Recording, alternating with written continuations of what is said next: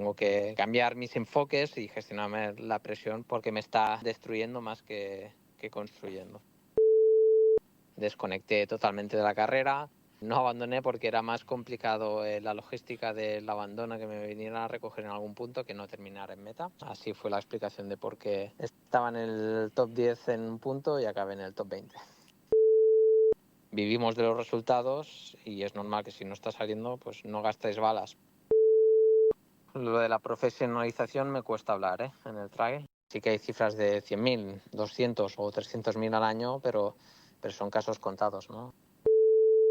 Entiendo el debate, entiendo las palabras, y yo creo que más que crisis es transición.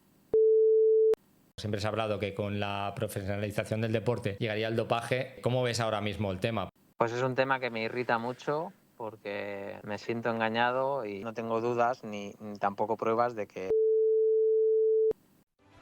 Bienvenidos a la mítica Cegama Scorri. Esto es la Transvulcania, una de las carreras más bonitas del mundo. Cuidado que Kilian no quiere soltar a Patrick en la bajada. Increíble lo que estamos viendo. Y Curry the Water ganan a Trans Gran Canaria quedando quinta de la general. Es el mejor de la historia, 11 victorias en Cegama. Esto que acabamos de ver, señoras y señores, es historia del trail.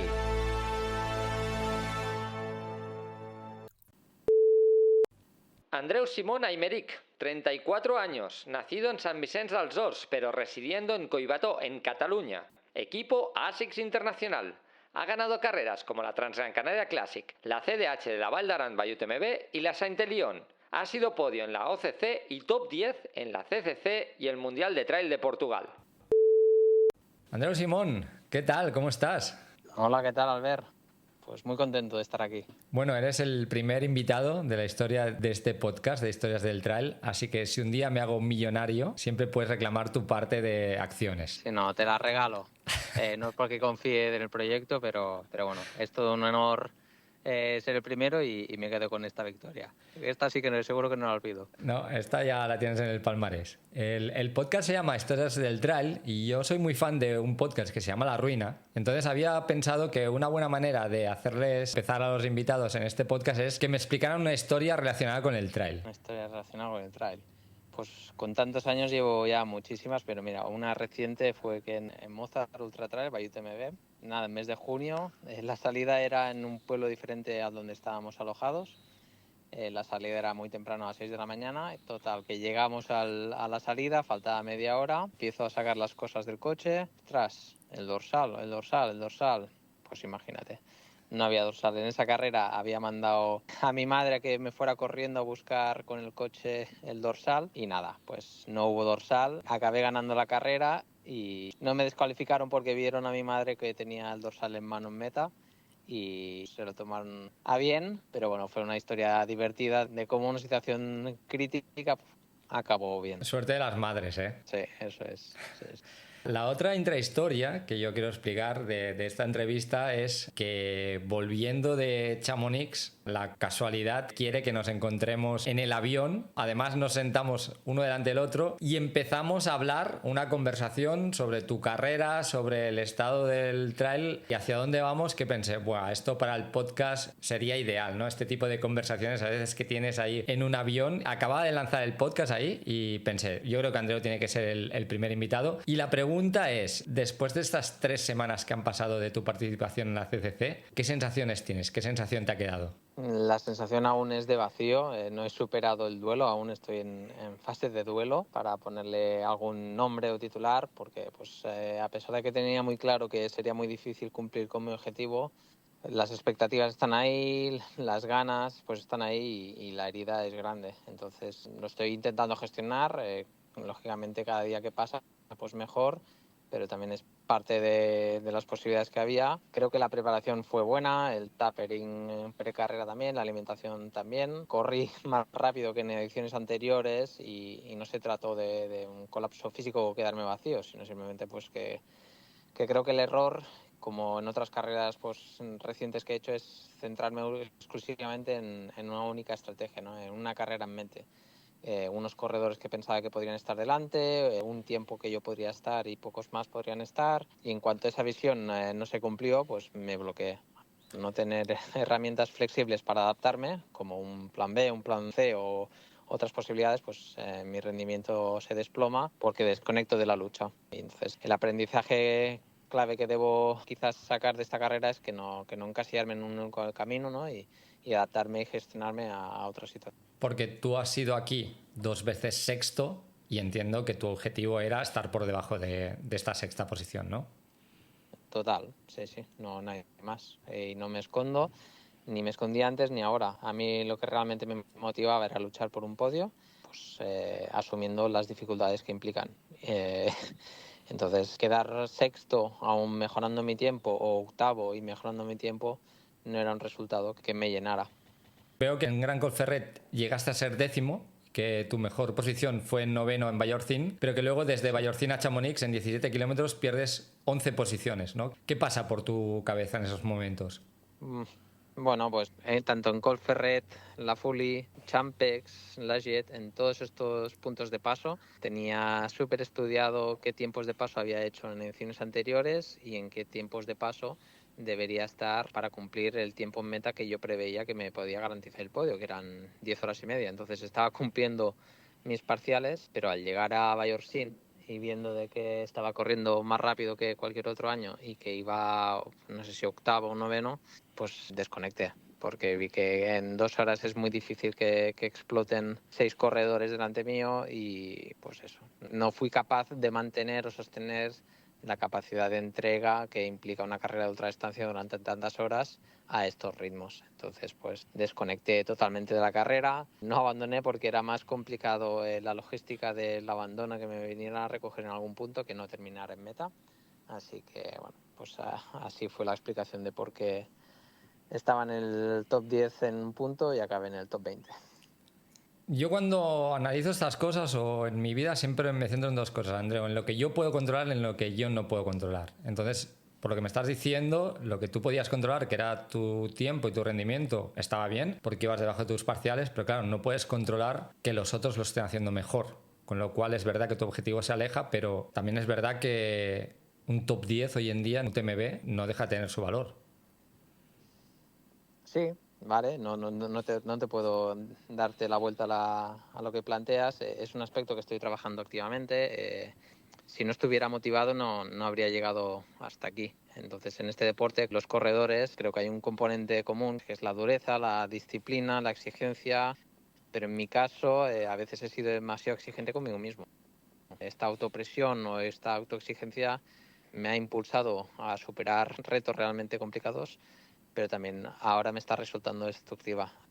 No me permito el fallo, solo me sirve ganar o el podio, y esto, pues a estos objetivos extremadamente ambiciosos son ingredientes para una receta que me está llevando a los errores. Es cierto que no puedo controlar todos los factores ni todos los otros corredores, que debo reconectar con pues lo que me motivaba o lo que me llenaba más allá de los resultados, porque las victorias cada vez serán más complicadas y ya está. Entonces, valorar también otras cosas que ahora no le estoy dando la importancia que tienen. ¿Y qué te motivaba y qué te llenaba? No me considero un corredor prematuro, o en catalán decimos novell. Novato. Novato, exacto. No llevo ya, pues no sé, 16 o 17 años haciendo carreras, no a este nivel, pero sí haciendo carreras, y en cada uno de los momentos la motivación ha sido distinta, ¿no? En los primeros momentos era mejorar mis tiempos, después era que los primeros no me sacaran tanto tiempo, después ganar la carrera, y ahora es que mantener esas victorias o esas posiciones de podio. Eso es lo que ahora me motiva realmente a competir. Claro, lo que pasa es que un análisis que ya hicimos allí en caliente sobre UTMB es que al final el nivel está subiendo muchísimo. Hay muchos corredores que vienen desde Estados Unidos, desde China, gente desde Europa del mayor nivel, con lo cual antes un top 5 no se le daba valor, si no estabas en el podio no salías, un top 10 tampoco se le daba valor, y claro, tal como está el deporte, igual tú puedes estar haciéndolo mejor, pero cada vez perder más posiciones porque viene más gente que es tanto más buena que tú. 100%. 100%. Lo que pasa que como esta transición a este nuevo deporte, para decirlo de alguna manera, o este nuevo capítulo en este deporte, claro, yo vengo de unos capítulos previos donde había mucha menos densidad y donde la victoria era más fácil, si quieres. Entonces, aceptar esto y convivir con esto, pues me requiere un proceso que no solo Andreu. Yo creo que han habido muchos deportistas que, lógicamente, en el momento de su carrera, de final de su carrera deportiva, llega en el momento en que no están consiguiendo los resultados que habían conseguido en anterioridad. En otros deportes donde ya hay mucha más densidad y donde hacer este top 5, top 10 y top 20 ya es un súper resultado, pues creo que aún nos faltan unos años para que este deporte, pues, o al menos a mí, pues aceptar esta situación. Hablabas de la autopresión. Hay mucha gente que cree que, me gustaría saber tu opinión, que los atletas estáis muy presionados por las marcas o los patrocinadores. Y yo creo que muchas veces sois más vosotros mismos, pero ¿hasta qué punto notas la presión externa que está aumentando o crees que es más interna? Yo creo que creo no. Lo he vivido y porque tengo un contrato y estoy con varias marcas y yo no siento la presión de las marcas. Es más una autopresión porque también eres consciente de que sin resultados no vas a renovar contratos.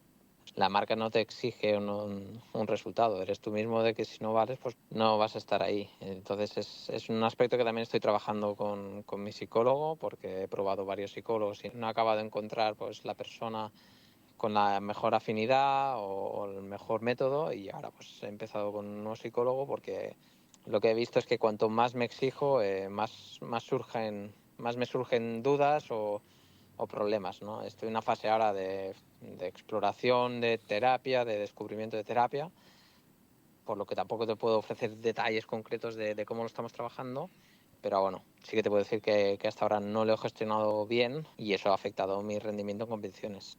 Tengo que cambiar mis enfoques y gestionarme la presión porque me está destruyendo más que construyendo. Has vivido 2 retiradas aquí en la CCC en las últimas 5 participaciones. ¿Este año en algún momento te pasó por la cabeza retirarte en ese momento en el que ya un poco tiras la toalla?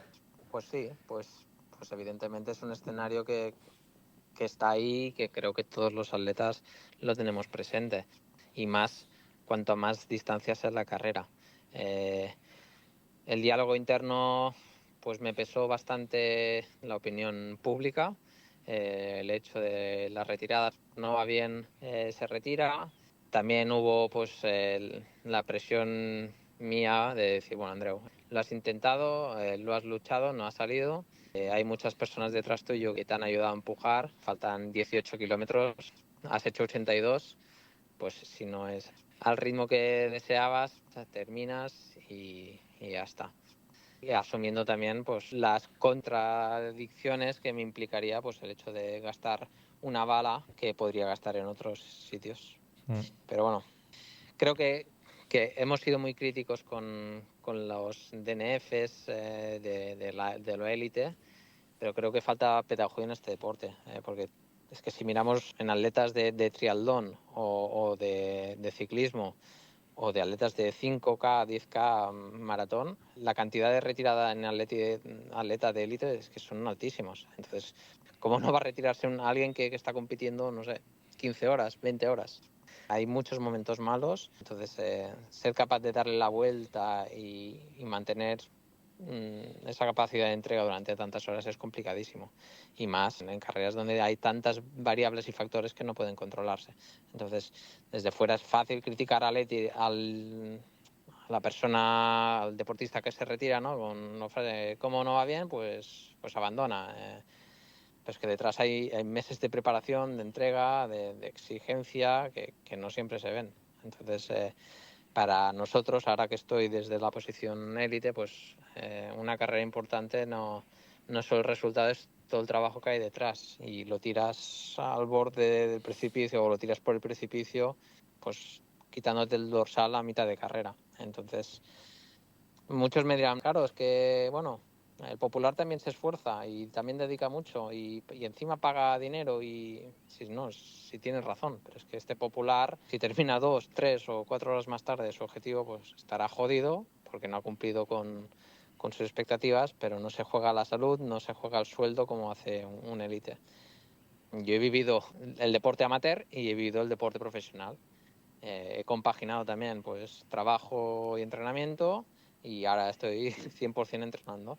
Y en ambos casos son muy sacrificados, pero el profesional, pues cuando te haces un DNF es muy duro, porque al día siguiente hay poco más, no hay otra más distracción. Es muy difícil salir de este círculo en el que vivimos, ¿no? Entonces vivimos de los resultados, y es normal que si no está saliendo, pues no gastéis balas. La carga o la munición en el alto rendimiento es limitada. Sí, bueno, es un debate que sale cada año después de UTMB, que mucha gente me interpela, ¿no? A mí me gusta mirarlo también un poco el tema de las retiradas. Y bueno, lo que yo siempre leo es que para vosotros es fácil hacerlo porque tenéis el dorsal asegurado. Yo creo que quizá es lo único que le concedería a esta gente, aunque también recuerdo que os tenéis que clasificar, por ejemplo, para estar en las finales de las UTMB World Series, o que no queréis arriesgar la salud, que como tú dices, que cuando no vais en buenas posiciones os bajáis del carro, ¿no? Yo al final lo que creo como amateur, que yo he estado ahí, son dos cosas. Una, que es verdad que yo, por ejemplo, la primera vez que fui UTMB, digo, aquí o me sacan en camilla o acabo, porque no sé si volveré, con lo cual estoy más dispuesto a arriesgar mi salud.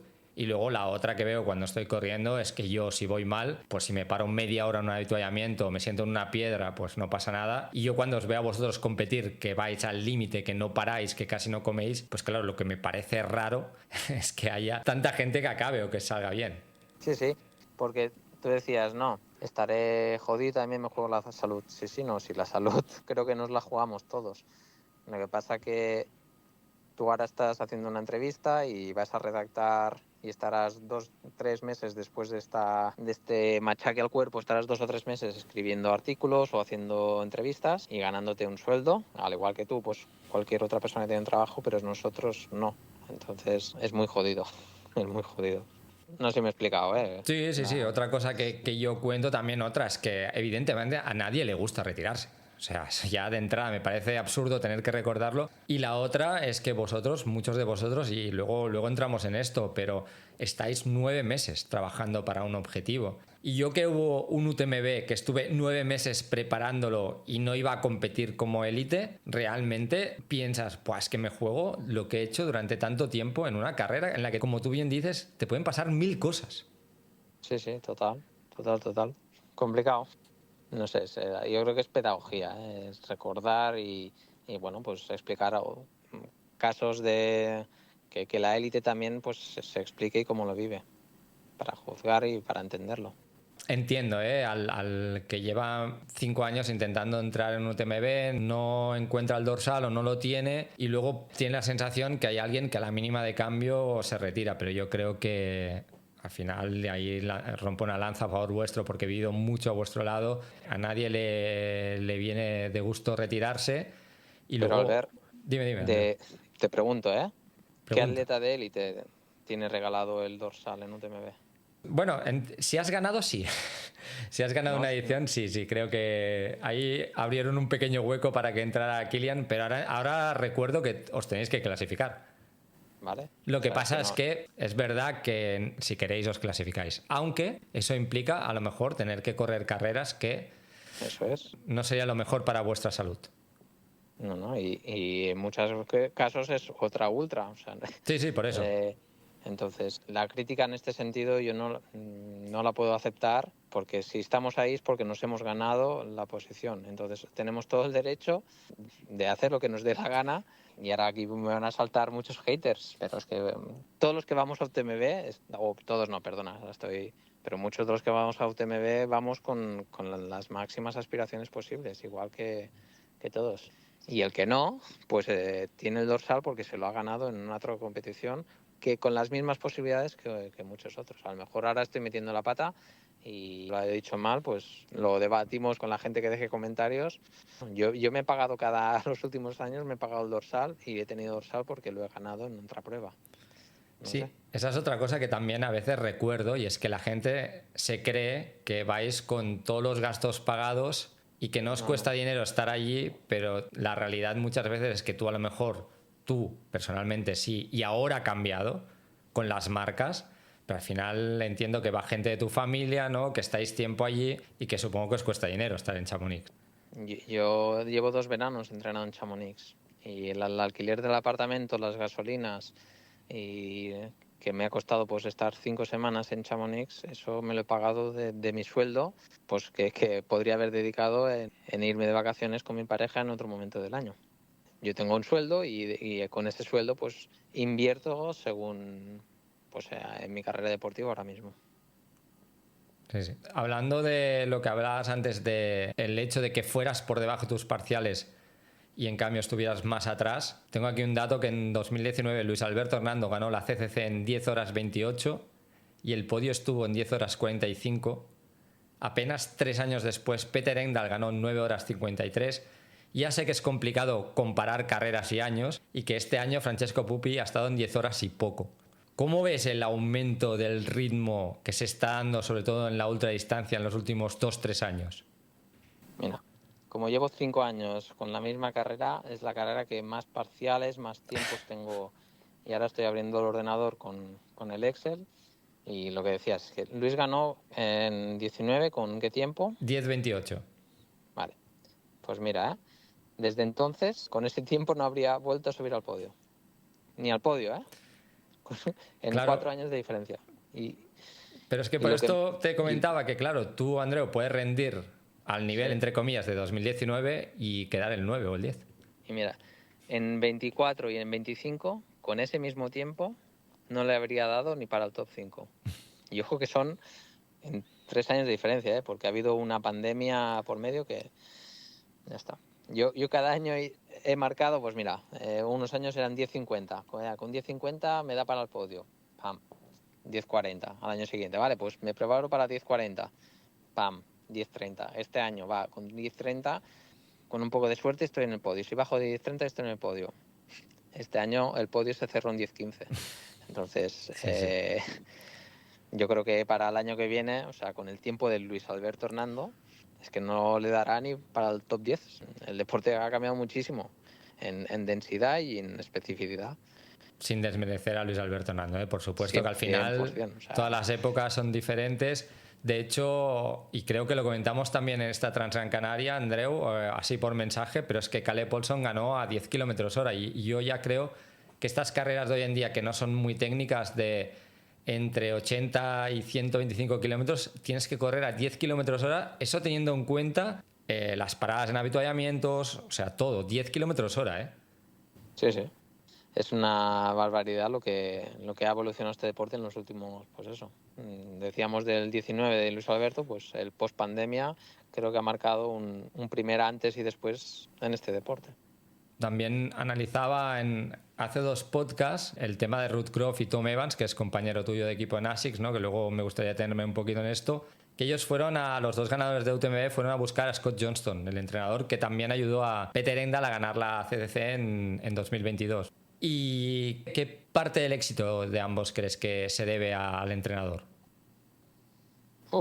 A ver, no soy entrenador, pero lo que me dice mi entrenador es que es muy difícil entrenar a un caballo ganador. Y tanto Ruth como Tom lo son. Así que las manos de Scott seguro que tienen mucho que ver en sus resultados. Entonces habrá encontrado un sistema que les ha venido bien a los dos. Ahora parece que si no es Scott Johnson, pues no hay entrenadores. Tom se entrenó en Chamonix y Ruth en Tignes.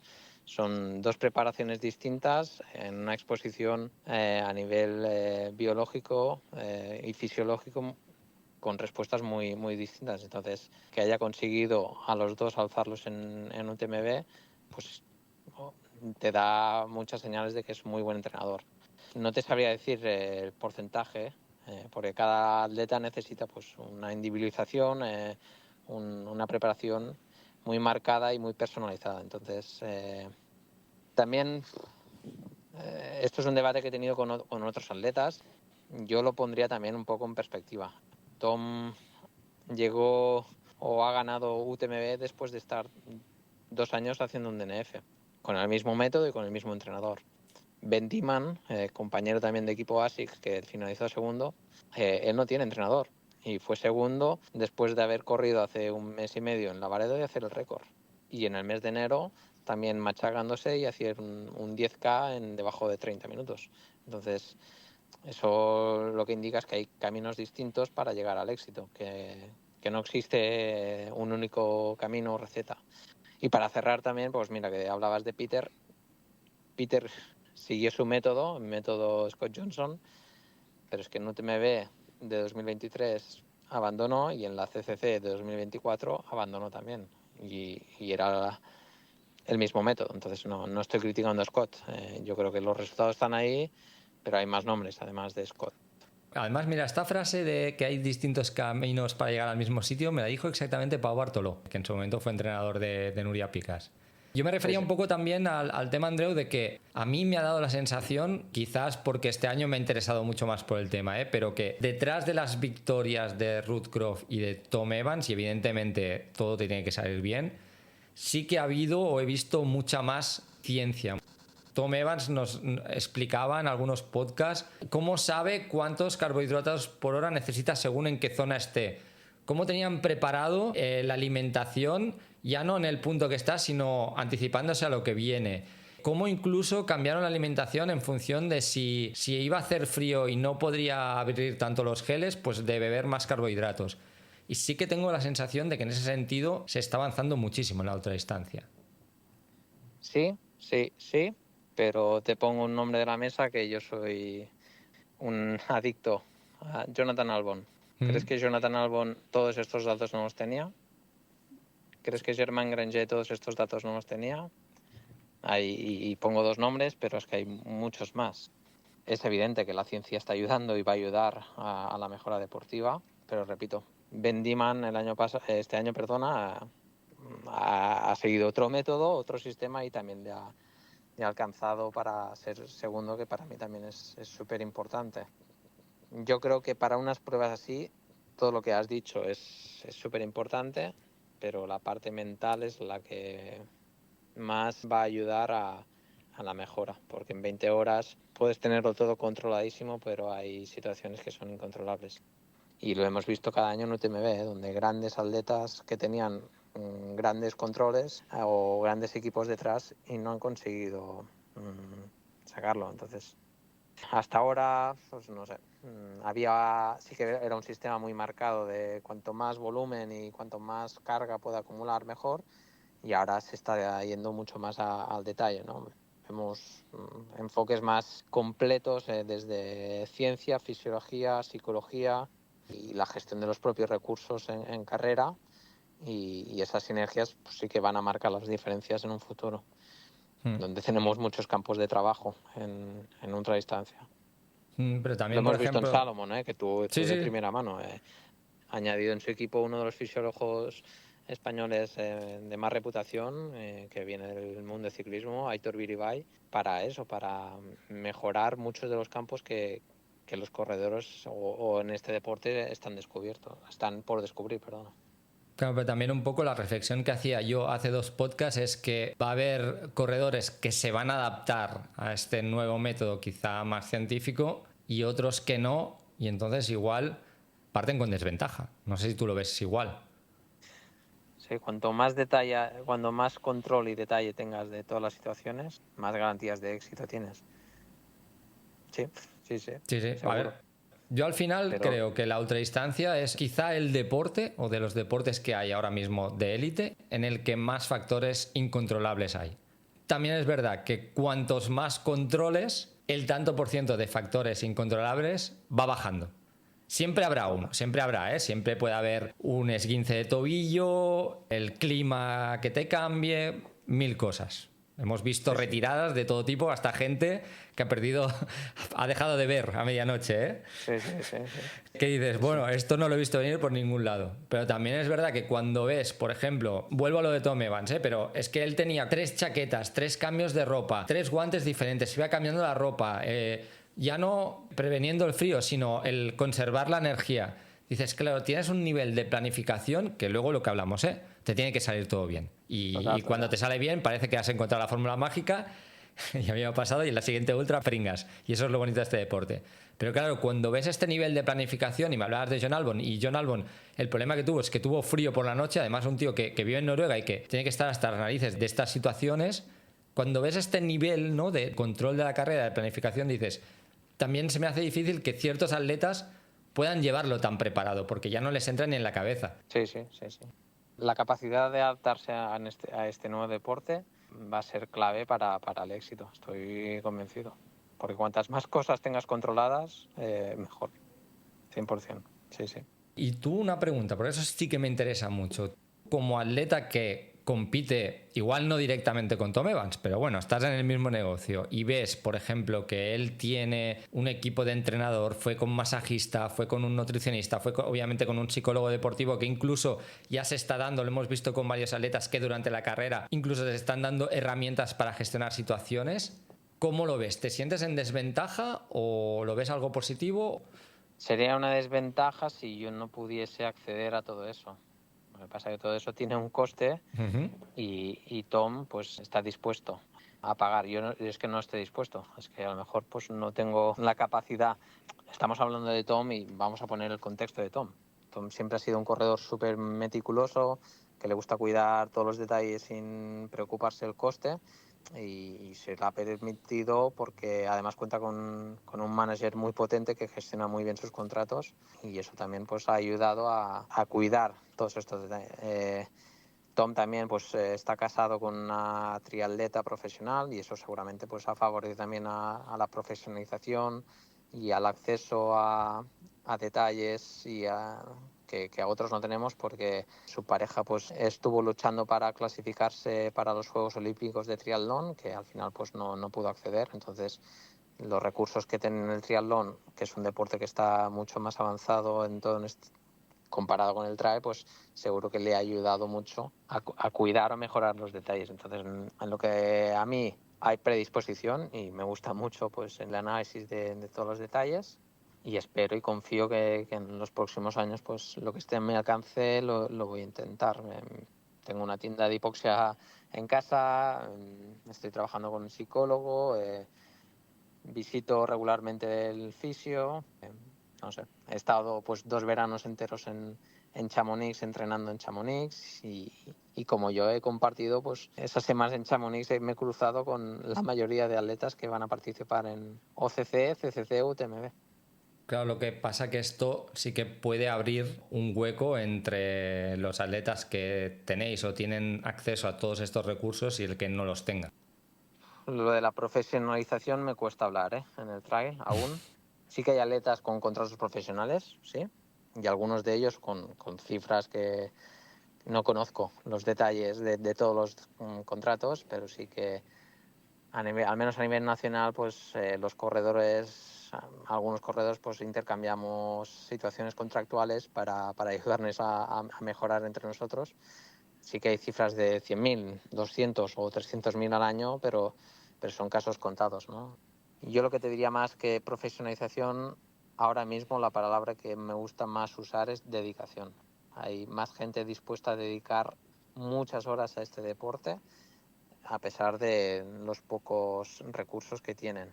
Y eso pues también me preocupa. No sé si es porque ahora tengo una visión de padre, pero ver a los jóvenes que lo están poniendo todo en esta cesta, en un deporte que hay pocos recursos.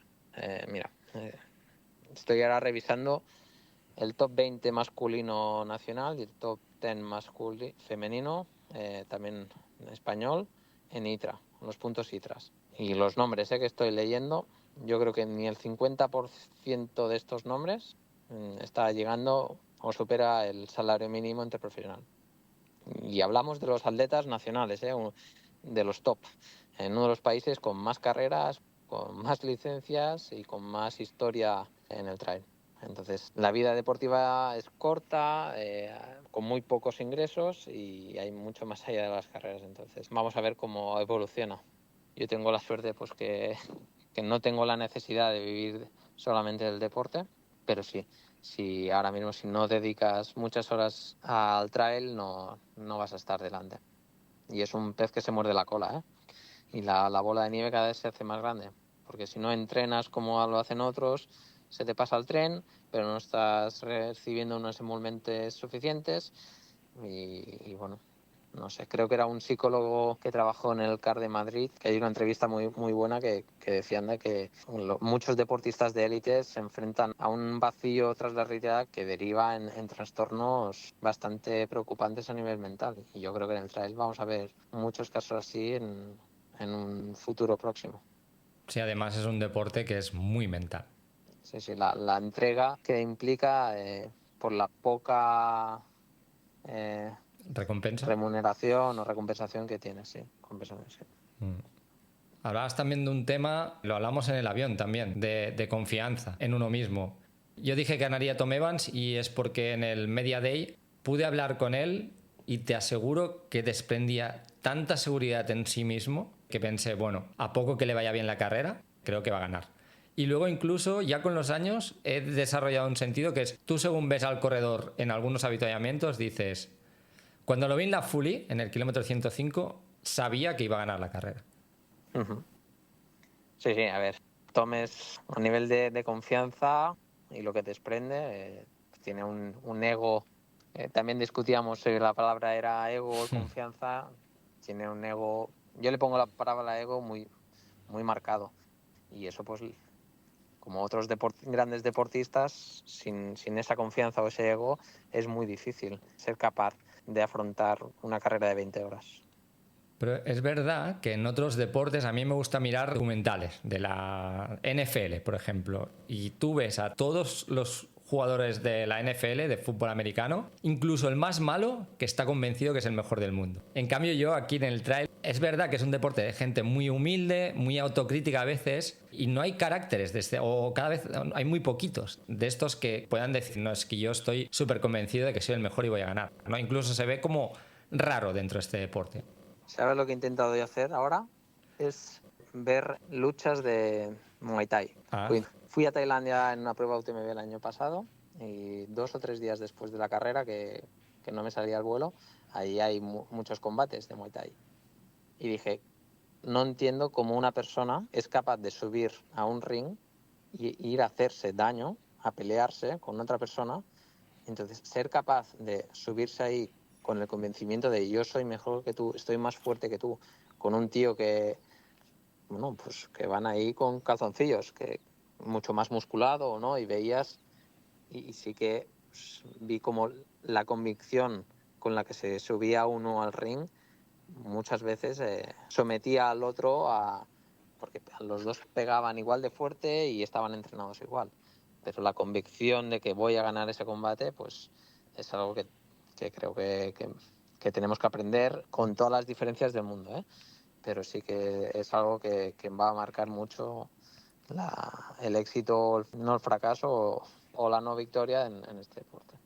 Mira, ahora que dices esto, yo te recomiendo, y mira que estoy muy lejos en muchas cosas ideológicas de lo que dice, pero te recomiendo que escuches algún podcast de Ilia Topuria. No sé si lo conoces, el campeón del mundo de MMA, en el sentido de cómo habla, la confianza que tiene en él mismo. Y todo bien, además, te lo explica del entreno salvaje al que se somete, ¿no? Y dice, tengo muy claro que esto no lo hace nadie en el mundo, soy el mejor del mundo. Yo también pienso lo mismo que tú, y dices, bueno, pues que vas a subir a un ring encima cerrado con un tío que te puede matar. Y mucho viene de ahí, ¿no? De haber hecho las cosas bien, que haciendo el paralelismo con Tom Evans, cuando ves cómo ha entrenado, que ha estado todo el año preparando UTMB, y no lo quiero centrar mucho en Tom Evans, es un poquito el ejemplo, porque le ha salido bien. Pero creo que es el paralelismo este, ¿no? De decir, bueno, es que he entrenado tanto y lo tengo todo tan preparado que voy muy convencido de mí mismo. Sí. Tom es un ejemplo este año, pero el año pasado, pues miramos el podio del año pasado y el ganador tiene una historia totalmente diferente al de Tom. Correcto. Y el de Jim Worsley, una historia totalmente diferente. Y el de Kilian Jornet o Courtney Dauwalter, que ha ganado aquí, pues, habiendo corrido, o Katie Scheidt.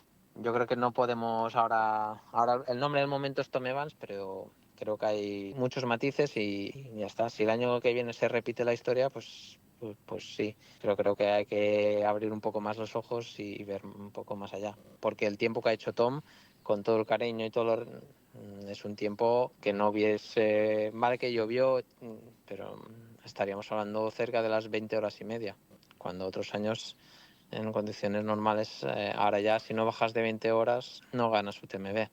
Sigue teniendo el mejor parcial desde Chamonix hasta... perdón, desde Courmayeur hasta Chamonix, pero sí que es verdad que bueno, hay muchos matices ahí, también con Pero la noche complicada que hubo. Llegó con 700 positivos menos y 600 positivos menos. Y eso, pues, ¿cómo lo calculamos o lo traspasamos a minutos? Es que es muy complicado. Es una hora menos de carrera, ¿eh? Sí. Estos ritmos, los minutos se disparan. Y otro tema que hablamos en el avión, que te estabas planteando y tengo muchas ganas de saber en estas 3 semanas cómo has evolucionado, es el tema de la planificación de las temporadas. Cada vez vemos más como los corredores, incluso Kilian Jornet, que hace unos 10 años pues corría 10 carreras al año, están limitando a 1 o 2 objetivos por temporada, normalmente 2 objetivos A, que se les llama. Por un lado, lo que hablábamos en el avión, ¿no? Te lo juegas todo a 1 o 2 balas, pero por el otro, si no empiezas a hacer esto, como hizo Andreu Blanes en Cegama, pues va a ser imposible estar delante. Yo te contestaré, pero ¿qué opinión tienes tú, que tienes ojos analista? No, yo ya hace 3 años que dije que el atleta que no preparara específicamente carreras de mucho nivel, sin menospreciar a nadie, yo creo que un atleta muy bueno puede ir a Tenerife Blue Trail o estas carreras un poco B y ganarla, sí. Pero yo creo que incluso ni Kilian hoy en día no puede ir a UTMB sin haberlo preparado específicamente, como hizo algún año que 2 semanas antes estaba corriendo Sierrinal. Claro, es que el Kilian quizás hay que quitarle de la ecuación porque hace 2 años. ¿Cuándo fue el último año que ganó UTMB? En 2023 gana Cegama, gana Hard Rock, casi gana la Sierrinal, pero porque estaba con COVID, y gana UTMB. ¿O 2022? 22, ¿no? Sí, fue ese año, sí, que yo corrí UTMB también. El 24 Vincent Bollard, 23 Jim, 22. Exacto. Que para mí eso es pasarse el juego, porque has ganado las 2 carreras más competitivas de corta distancia y las 2 ultras, salvando Western States, de 100 millas más competitivas del mundo también. En 3 meses y medio. Sí. Entonces hay que quitar Kilian de la ecuación. Sí, no, porque... siempre. Pero sí, es un debate que comparto a menudo con otros atletas, con entrenadores, con marcas. Es algo muy personal y cada uno tiene que encontrar su camino. Venimos de eso, de competir mucho, porque tenemos un calendario muy denso y desorganizado, que desde enero hasta diciembre hay carreras y algunas, pues, ¿cuál es la importante? El Mundial, que ahora el Mundial es 3 semanas después de UTMB, Transgran Canaria, Ultra Pirineu, Templiers, Lavaredo. Hay tantas carreras que es muy difícil. Sí que hay corredores y creo que va a ser más la línea que cada vez vamos a ver, que es donde pongas el ojo, pon la bala. Pero bueno, hay otros que son, pues, de hacer otras carreras que para coger referencias, para coger aprendizajes, eso va cada atleta. Pero sí que pienso que cada vez se va a apuntar mucho más, competir menos, vaya. Un par de temas también que quería sacarte, no sé si estuviste al caso del debate que hubo después de UTMB, hablando de top 10 y los resultados, sobre todo en ultradistancia, que había cierta crisis de la ultradistancia española. ¿Tú cómo lo ves? Porque tú eres uno de estos atletas que ha pasado de la corta distancia a la larga distancia. Entiendo el debate, entiendo las palabras. Yo creo que más que crisis es transición. Y no creo que dependa del talento nacional de que se tenía y que ahora no se tiene. Yo creo que es más un tema de globalización del deporte, de que han entrado muchos más países.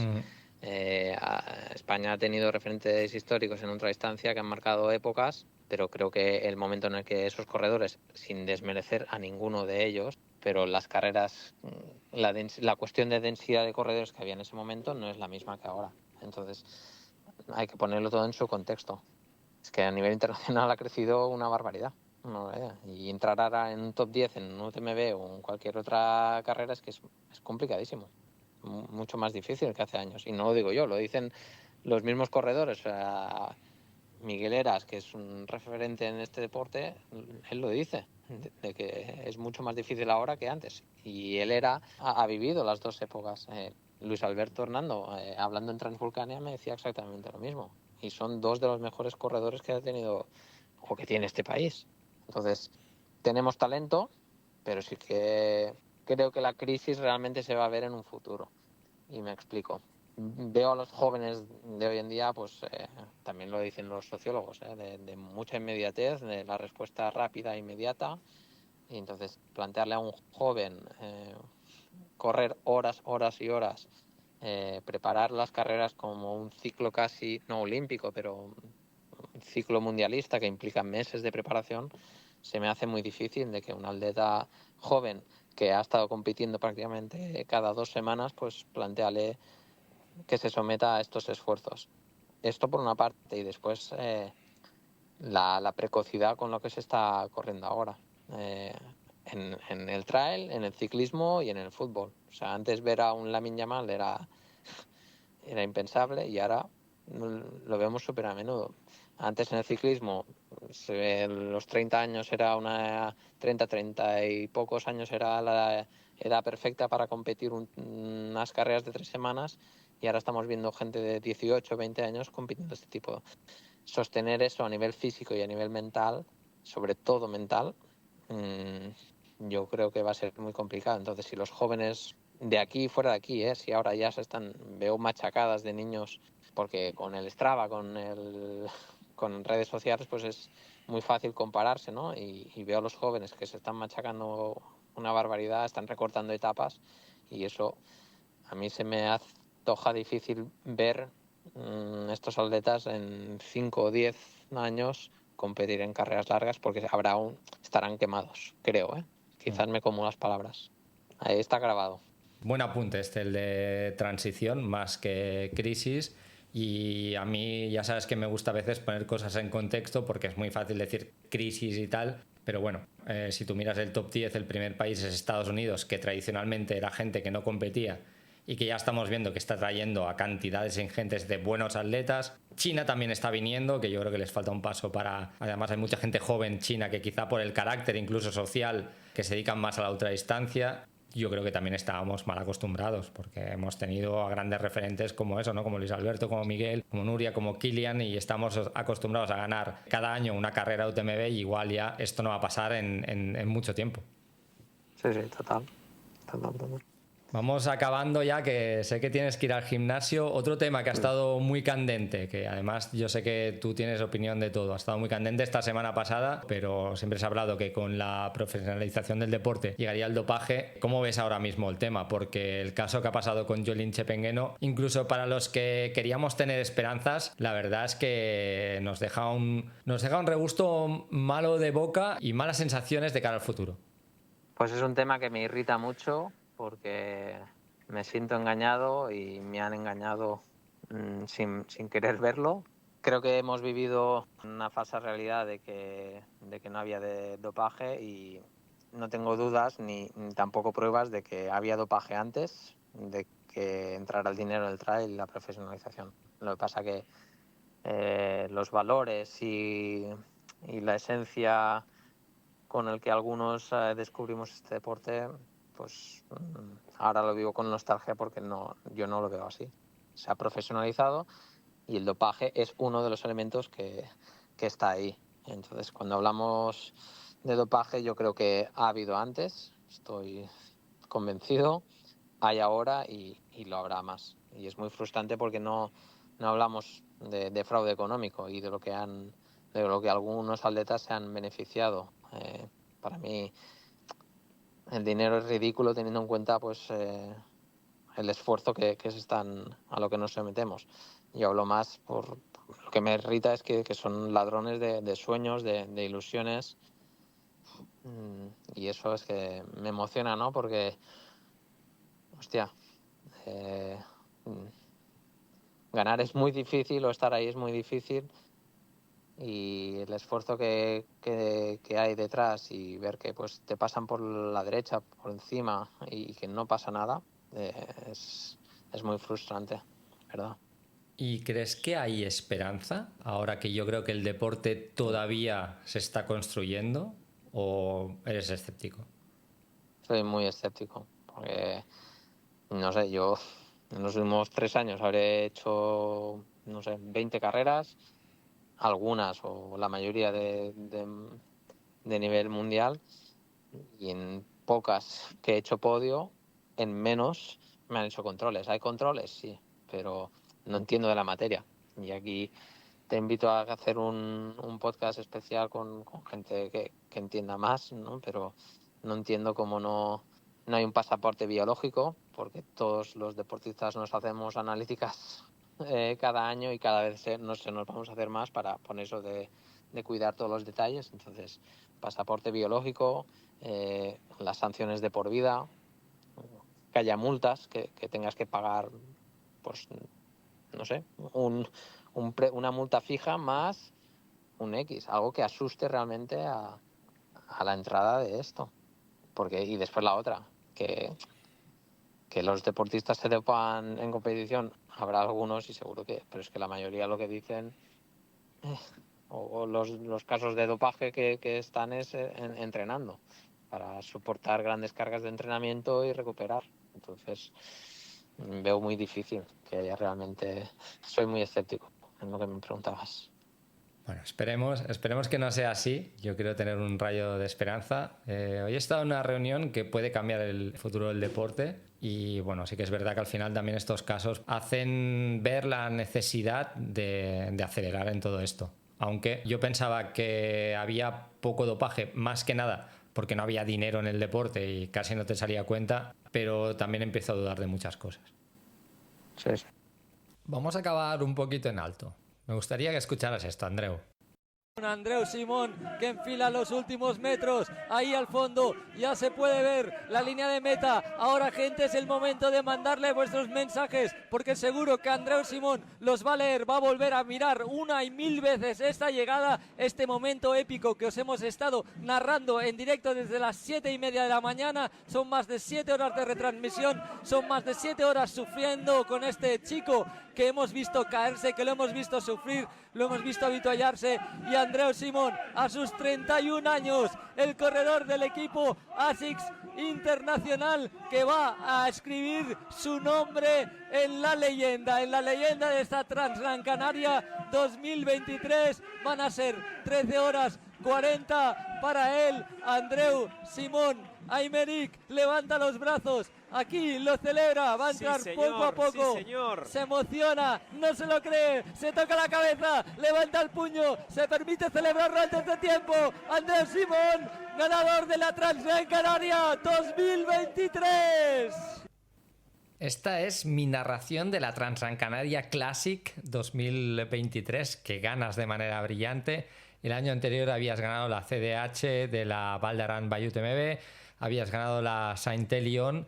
¿Este es tu mejor momento como profesional? Ese mejor momento, te voy a bajar el soufflé, pero es que 2 meses después me retiraba en Lavaredo, Ya. me retiraba en CCC y es que sí. Pero por eso me he parado en la Transgran Canaria. Vale. A ver, si miro los resultados, sí, evidentemente fue mi mejor momento y es una reflexión que sigo haciendo ahora, porque no estoy en mi mejor etapa a nivel de resultados, a pesar de que me siento mejor atleta y estoy mejorando mis datos en entrenamiento. Entonces, muchas veces me pregunto qué hacía entonces y qué hago ahora, qué estoy haciendo mal. Creo que es una cuestión mental, el enfoque que le estoy dando, y por eso estoy intentando remediarlo. Es frustrante porque los datos están ahí, o sea, hago mejores series, hago mejores semanas de kilómetros. La autoexigencia y el control de todo es algo que me ha protegido muchas veces y me ha llevado a muchas situaciones de mi vida, pero también ahora pues me están limitando en el rendimiento. Entonces debería analizar el momento y el contexto de esos grandes resultados y grandes victorias. Entonces yo creo que cuando gané esas carreras pues estaba trabajando jornada completa, estaba escribiendo un libro, preparando la llegada de un hijo. Entonces no lo sabré con certeza, pero quizás ese estrés físico y mental me permitía exprimirme en cada entrenamiento y en cada competición, pero quizás después pues el cuerpo me pedía un descanso y lo he acabado pagando ahora, ¿no? Igual tienes que escribir otro libro y tener otro hijo, Andreu. No, lo que estoy seguro es que le daré la vuelta y que tengo buenos profesionales que me están ayudando a focalizar mejor mis objetivos, porque estoy motivado, quiero correr más y mejorar, porque pues eso, tengo ambición y estoy seguro de que puedo mejorarme. No, yo también estoy seguro, ya te lo he dicho muchas veces en público y en privado, pero creo que es un atleta increíble, que a veces sí que quizá te falta confiar un poquito más en tus capacidades, pero estoy seguro que le darás la vuelta. Y quería acabar con esta pregunta, ¿qué te motiva a corto? No te voy a preguntar ahora qué o qué carrera, sino que ¿qué te motiva a corto y medio plazo? A corto, disfrutar de lo que he conseguido. Empecé corriendo con 16 años, tengo 34, son 18 años haciendo carreras. Ahora me encuentro en carreras a gente que corría conmigo, a los jóvenes que corríamos, en los pocos que éramos en carreras sub-23, y de esos es que no queda prácticamente ninguno.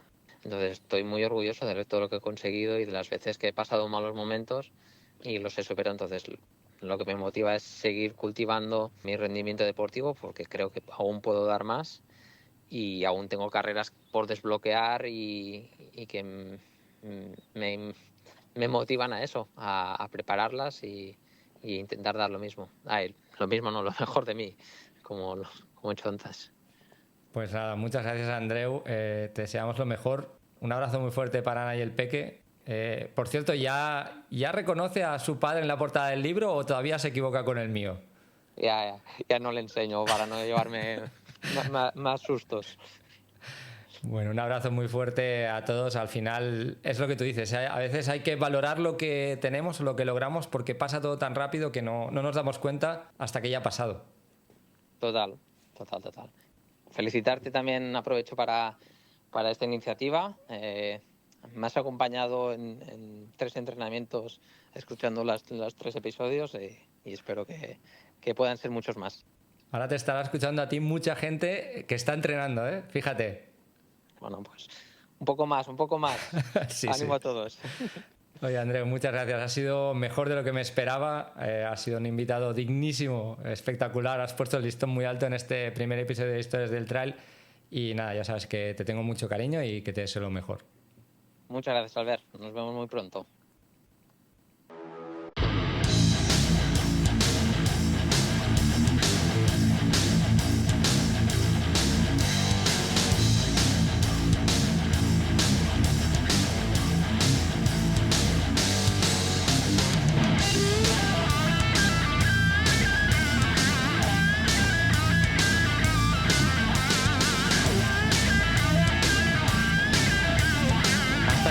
Episodio 5 de Historias del Trail. La primera entrevista de muchas más que irán viniendo. Te lo prometo. Espero que te lo hayas pasado tan bien como yo, ya sea en el coche, entrenando o en el gimnasio. Tenía muchas ganas de empezar a hacer este tipo de entrevistas en profundidad, ligadas obviamente a la actualidad del trail, pero también tratando temas más trascendentes como la presión, la autoexigencia, la competitividad, la motivación o la frustración, que al final también son comunes entre muchos corredores de élite y muchos amateurs como yo. Y como periodista ya te he contado alguna vez que me apetece mucho reflexionar sobre el presente y el futuro del trail running, escuchando puntos de vista a veces muy parecidos al mío, pero también a veces diferentes. De hecho, esto es lo que veo más interesante, ¿no? Puntos de vista que son sumamente sinceros, como el de Andreu, y que, aunque no sean como el tuyo, te permiten abrir un poco más las miras y la perspectiva en ciertos temas. Como siempre, me gustaría saber tu opinión sobre el episodio, así que te invito a que dejes un comentario en los posts, en redes sociales o bien en iVoox, Spotify, Apple Podcasts o YouTube, que ahora he colgado los episodios en YouTube. De momento, solo con la voz. Igual si me animo pongo algo de imagen, pero ya veremos. Que tampoco me quiero flipar y no tengo mucho tiempo. Y si te está gustando Historias del Trail, me puedes ayudar mucho suscribiéndote en algunas de estas plataformas y también, sobre todo, compartiendo el podcast con tus amigos en redes sociales. Gracias por estar ahí, gracias por formar parte de esta comunidad y gracias por seguir haciendo Historia del Trail. Hasta la semana que viene.